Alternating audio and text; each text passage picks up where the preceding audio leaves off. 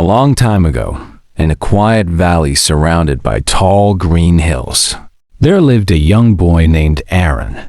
His village was far from the city, and life there was simple, sometimes too simple.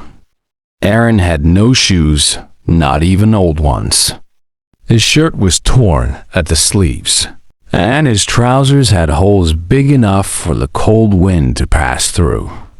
He didn't have new clothes, toys, or even a proper school bag. But Aaron had something most people never see. Something powerful. A dream. Every morning, he woke up before the sun touched the sky. He walked 5 long kilometers to school, barefoot on a road full of sharp stones and dust. His feet hurt every day, but he walked anyway because inside his heart he carried a dream that burned brighter than the sun. Aaron wanted to be an inventor. He wanted to create something useful, something that could change lives. And more than anything, he wanted to invent a lamp powered by the sun. His mother earned little money selling roasted corn in the village market. Their home was always dark at night because they couldn't afford kerosene. Aaron watched his mother work in the dim light, straining her eyes, and he made himself a promise. One day, I will build a lamp for her. A lamp made from sunlight. He started searching through trash piles behind workshops, looking for broken wires, rusted screws, old batteries, pieces of metal, and parts of radios that no longer worked. Every evening, he sat outside their house under the moonlight, trying to build his first solar lamp. But it didn't work. The first battery overheated and produced smoke. It burned the paper on the table, and his mother rushed to put the fire out. Still, Aaron tried again. The second model wouldn't charge at all, no matter how long he left it under the sun. He tried again. The third lamp broke into pieces the very morning of the school science contest. When Aaron walked into class with only broken parts, the other children laughed at him. "You're wasting your time," one boy said. "You should sell corn like your mother," another teased. "You'll never build anything." Aaron felt his chest tighten. He wanted to cry, but he didn't run away, and he didn't stop.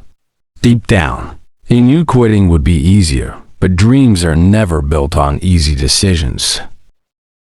That night, instead of sleeping, Aaron went to the butcher shop and asked for old newspapers that had been thrown away. He spent hours reading stories of famous inventors, people who also failed again and again before they created something great. He wrote notes in an old torn notebook, filling page after page with ideas. There was an elderly man in the village named Mr. Hart, once an electrician, but now retired. His hands shook with age, but his knowledge was sharp. Aaron visited him often, asking questions about wires, batteries, sunlight, and circuits. One evening, Mr. Hart looked closely at him and asked, "You really want to learn, don't you?" Aaron nodded. "Yes, sir. I want to help my mother." The old electrician smiled. "Then don't stop." Aaron worked harder than before. He survived on little food, but he never stopped building. His hands stayed blackened with grease, his nails dirty, his eyes tired, but his heart stayed full of fire. Then one day, everything changed. The school head teacher entered the classroom with excitement on his face. "Children, listen carefully," he said. "A wealthy businessman is visiting our school next week. His company is offering a prize. They want to find young inventors." The class burst into noise. "A rich man?" a girl asked. "Yes," the teacher said. "And he will choose the best idea." A week later, the merchant arrived. His name was Mr. Dalton. He wore a shining gold watch, and a group of journalists followed him with cameras. He spoke to the students, explaining that he wanted to support one talented child. Aaron remained silent.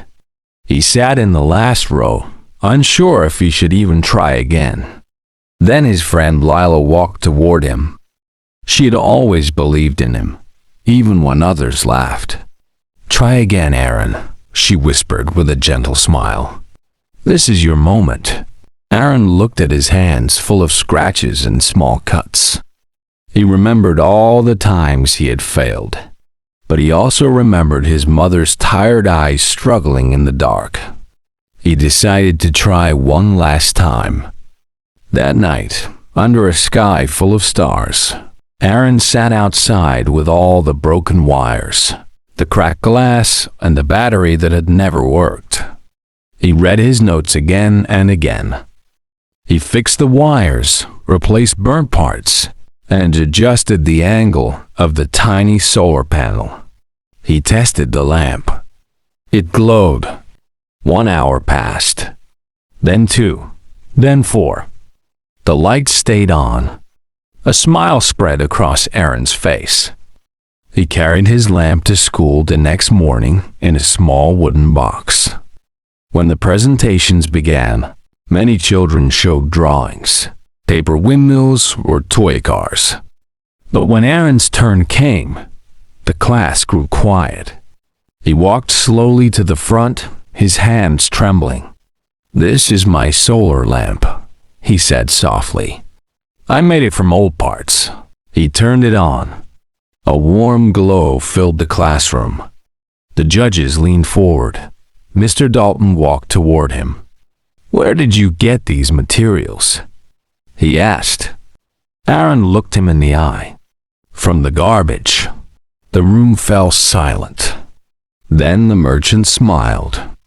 "This," he said, "is exactly what we are looking for." Aaron won the prize. A large newspaper published a story titled, "A Poor Boy Who Built Light from Trash." Mr. Dalton's company gave him a scholarship to a big school in the city. But the best part was that Aaron's small solar lamp was soon used in many homes in his village. Children studied at night. Mothers cooked with light. Old men read their newspapers without straining their eyes. And Aaron? He never stopped building. And the message of the story? In life, many people fall once, twice, or even hundreds of times. They fail. Others laugh at them. Some tell them to quit. But winners are not the ones who never fall. Winners are the ones who stand up every single time they fall. Maybe you also started something that didn't work. Maybe people told you you're not good enough. Maybe life became heavy.